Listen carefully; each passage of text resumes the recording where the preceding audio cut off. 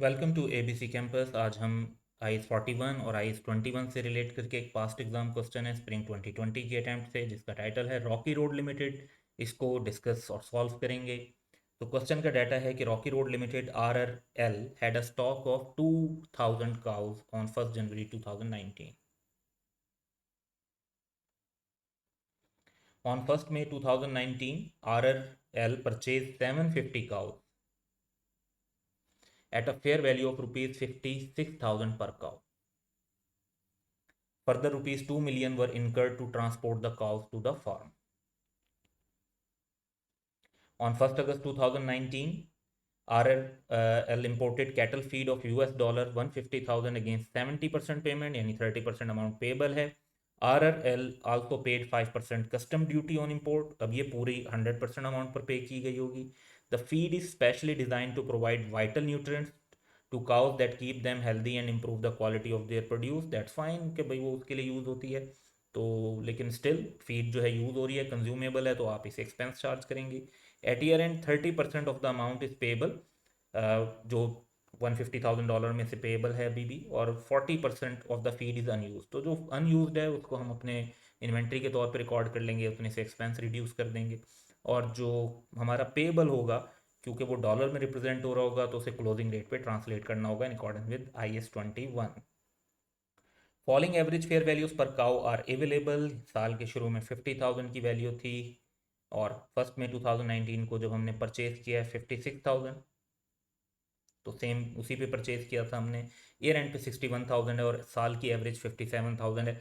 IAS 41 में जो साल की एवरेज है, ये एज सच इतनी जो है ना यूज़फुल इंफॉर्मेशन नहीं है, यानी हमें इसे कहीं कैलकुलेशन में यूज़ नहीं करना पड़ता. Auctioneer charge 2% commission on fair value from seller. तो जब आप सेल करते हैं तो आपको 2% जो है वो बेसिकली देना पड़ता है. और there is a government levy of 3% at the time of purchase, यानी जब आप परचेज करते हैं तो गवर्नमेंट को 3% आप पे कर रहे होते हैं, और 4% at the time of sale. तो सेलर 4% पे कर रहा होता है, परचेजर 3% पे कर रहा होता है. इसके अलावा सेल करने वाले को 2% ऑक्शनियर को भी सेपरेट देना पड़ता है. तो following exchange rates are available. हमने 1 अगस्त को जब कैटल फीड बाई की थी, तो तब का रेट भी गिवन है, ईयर एंड का भी गिवन है, एवरेज रेट भी गिवन है जो अगस्त से दिसंबर का है, और एवरेज फॉर द ईयर भी गिवन है. तो हमें क्योंकि सिर्फ पेबल को ट्रांसलेट करना है, यहाँ पे कैटल फीड जो है वो नॉन मॉनिटरी आइटम है, उसको तो ट्रांसलेट नहीं करना होगा. तो जो एवरेजेस वगैरह हैं वो हमारे लिए एज सच रेलिवेंट नहीं है. क्वेश्चन की रिक्वायरमेंट है कि prepare journal entries in RRL as book to record the above information for the year ended 31 December 2019. So solution बनाने की तरफ चलते हैं.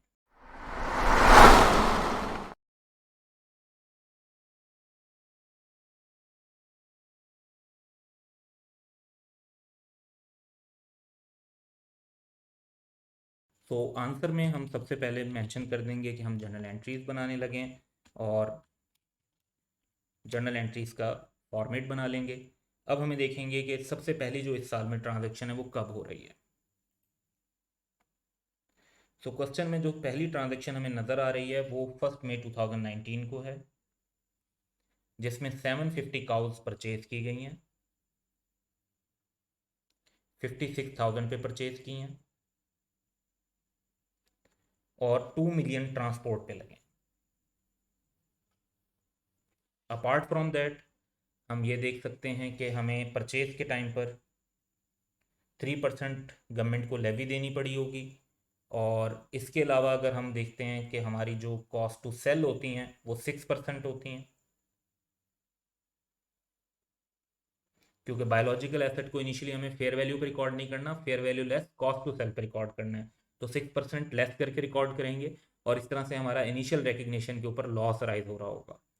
तो इस इंफॉर्मेशन की बेस पर एंट्री करने की तरफ चलते हैं.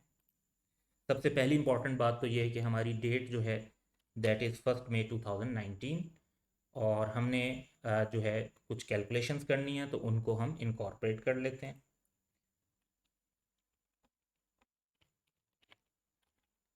तो अगर हम बात करते हैं कि 750 काउस जो हैं 56,000 के हिसाब से जो हमने परचेज की, जो उनकी फेयर वैल्यू भी है,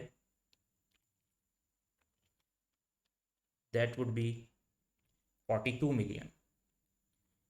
इसकी अगर हम कॉस्ट टू सेल कैलकुलेट करें तो वो 6% बनती है, क्योंकि 2% सेल करते वक्त हमें ऑक्शनियर को देने पड़ते हैं और 4% गवर्नमेंट की लेवी है, टैक्स है एक किस्म का।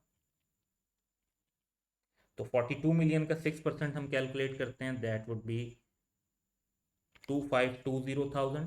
नेट कर लेते हैं 39,480,000, ये हमारे पास fair value less cost to sell आ रही है।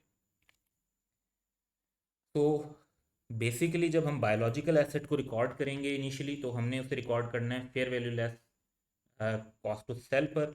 तो वो वैल्यू हमारे पास है 39,480,000, तो ये मेंशन कर देंगे।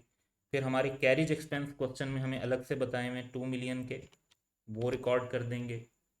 फिर अब आ जाते हैं, क्योंकि जो इनिशियल रिकग्निशन पे लॉस है वो तो बाद में हम लेंगे एज अ बैलेंसिंग फिगर। हम देखते हैं कि हमने जो पेमेंट्स की हैं वो क्या की हैं।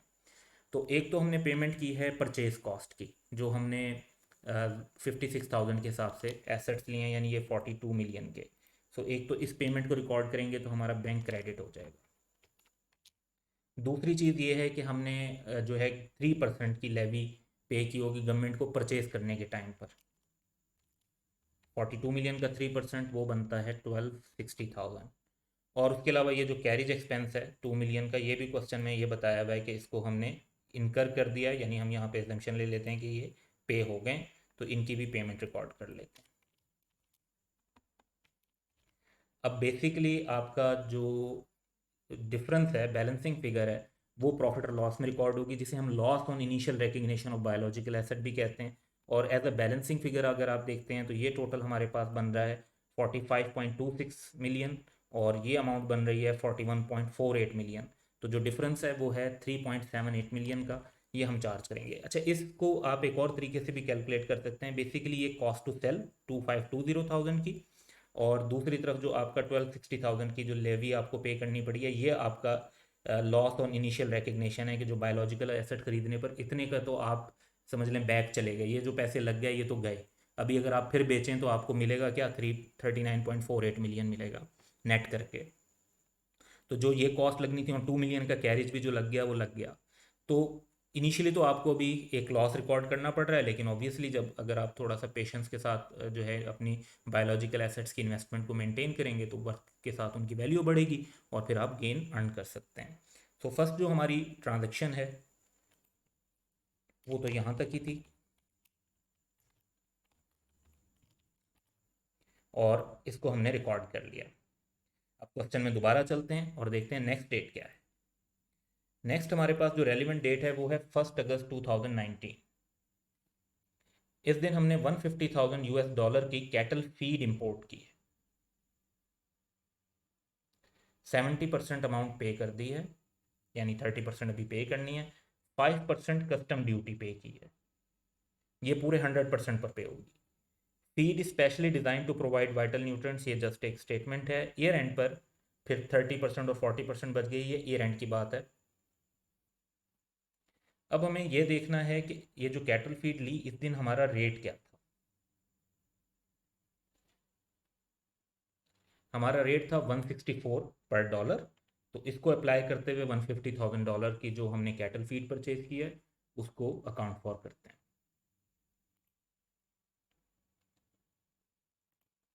तो डेट हम मेंशन कर देंगे 1 अगस्त 2019। हमारा जो पहले क्रेडिट आइटम आएगा, एक तो हमें बैंक से हमने पेमेंट की जो 70% अमाउंट की। तो 150,000 डॉलर 164 के हिसाब से 70% अमाउंट पे की, दैट वुड बी 17.22 मिलियन। उसके बाद 30% अमाउंट जो है वो अभी हमने पे नहीं की, तो हमें उसका पेबल रिकॉर्ड करना पड़ेगा। 150,000 इंटू 164 सेम रेट, 30% अमाउंट जो रिमेनिंग है दैट इज़ 7.38 मिलियन। उसके अलावा जो हमने ड्यूटी पे की है ये पूरे सारी टोटल अमाउंट पर होगी। तो वो पेमेंट कर दी है तो वो बैंक रिकॉर्ड होगा, 150,000 164 के हिसाब से वैल्यू आ जाएगी, और उसका 5% कस्टम ड्यूटी है, दैट वुड बी 1230,000। तो ये सारे हमारे पास जो हैं क्रेडिट आइटम आ जाएंगे। तो डेबिट क्या होना चाहिए, डेबिट होना चाहिए कैटल फीड एक्सपेंस। तो कैटल फीड एक्सपेंस को डेबिट कर देंगे, इन तीनों का टोटल कर लें तो वो बनता है 83 मिलियन वो हम मेंशन कर देंगे। तो 1 अगस्त के बाद अब देखते हैं कि नेक्स्ट हमारे पास डेट्स क्या हैं। नेक्स्ट अगर क्वेश्चन में डेट्स देखें तो अब बात आ जाती है ईयर एंड की। तो ईयर एंड पर जो है बेसिकली एक तो बायोलॉजिकल एसेट को भी रीमैयर करना है। दूसरी बात ये है कि हमने जो ये पेबल है 30% का, इसको भी देखना है, और 40% की फीट अनयूज्ड है उसको भी देखना है। तो बेसिकली अगर आप वैल्यू देखें तो साल के शुरू में वैल्यू 50,000 है, जो काउज हैं जो ख़रीदे थे वो 56 के हिसाब से, और ईयर एंड पर जो वैल्यू है वो 61,000 है। ये रेलिवेंट डाटा है, और याद रखेंगे कि 2000 काउज हमारे पास शुरू में भी थी, जिनकी हमने जर्नल एंट्री तो पास नहीं की क्योंकि वो तो ओपनिंग आ रही थी। तो इस बेसिस पर हमें जो है सबसे पहले तो अपने बायोलॉजिकल एसेट को रीमेजर कर लेना चाहिए।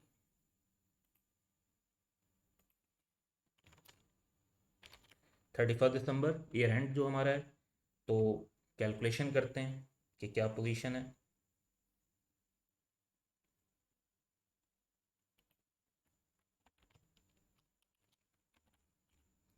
तो जो साल के शुरू में हमारे पास 2000 काउस थी, तब 50,000 की फेयर वैल्यू थी, और हम 94% अमाउंट लेंगे क्योंकि 6% जो कॉस्ट टू सेल है वो हम लेस कर रहे हैं, दैट वुड बी 94 मिलियन।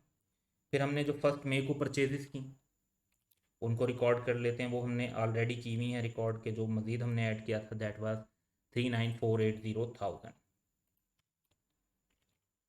तो ये टोटल हमारे पास कितना बन जाता है, ये टोटल बन जाता है 133,480,000।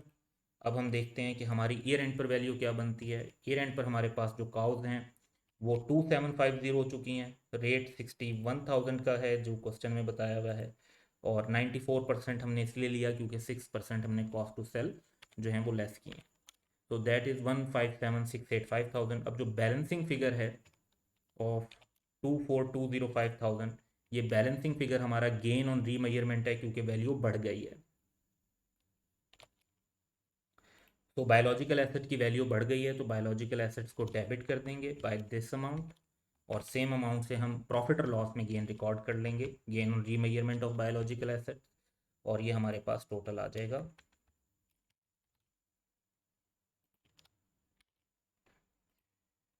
तो बायोलॉजिकल एसेट्स को जब हम रीमेजर कर चुके हैं तो नेक्स्ट स्टेप हमारा ये है कि जो हमारा IS-21 के हिसाब से जो 30% अमाउंट अभी तक पेएबल है वो मॉनेटरी आइटम है, उसको रीमेजर करना होगा।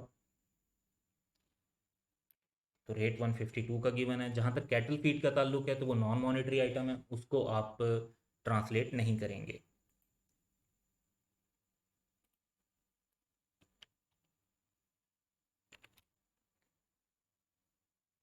सो हम इसमें भी एक छोटी सी कैलकुलेशन ही बना लेते हैं।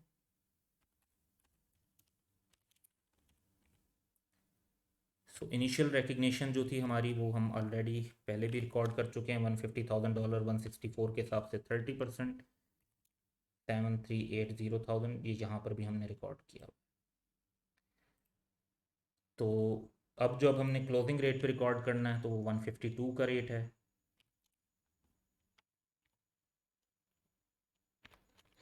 That would be 6,840,000। तो हमारा पेबल कम हो गया है, पेबल कम हो गया है तो अच्छी बात है, हमारा गेन है 540,000 से, तो ये गेन हम रिकॉर्ड कर लेंगे।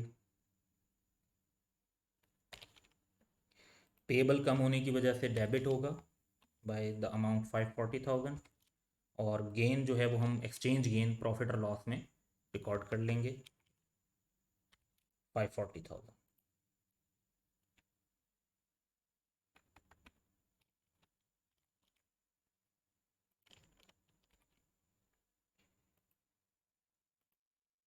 इसके बाद आखिरी बात बच जाती है कि 40% ऑफ द फीड जो है वो अनयूज्ड है।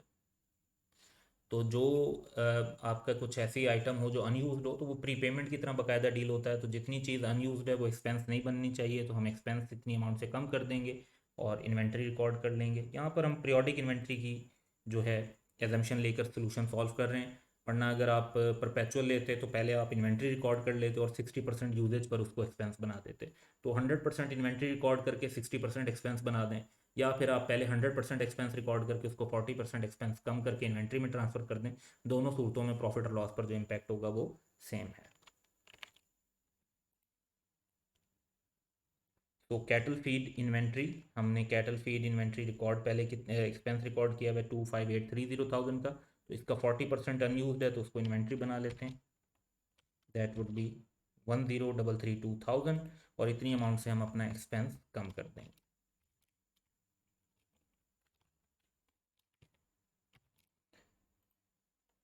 तो बेसिकली इन शॉर्ट हमने 1 मई को बायोलॉजिकल एसेट जो परचेज किए थे उनकी ट्रांजैक्शन को रिकॉर्ड किया, उसके बाद हमने कैटल फीड जो एक्वायर की थी और इंपोर्ट की थी उसको रिकॉर्ड किया, फिर बायोलॉजिकल एसेट को ईयर एंड पे रीमेजर किया, पेबल का जो बैलेंस था क्योंकि वो मॉनेटरी आइटम है और अभी तक सेटल नहीं हुआ तो उसको क्लोजिंग रेट पे ट्रांसलेट किया, और कैटल फीड इन्वेंट्री जो बच गई थी उसकी एडजस्टमेंट रिकॉर्ड की। तो that's all for today, have a good day.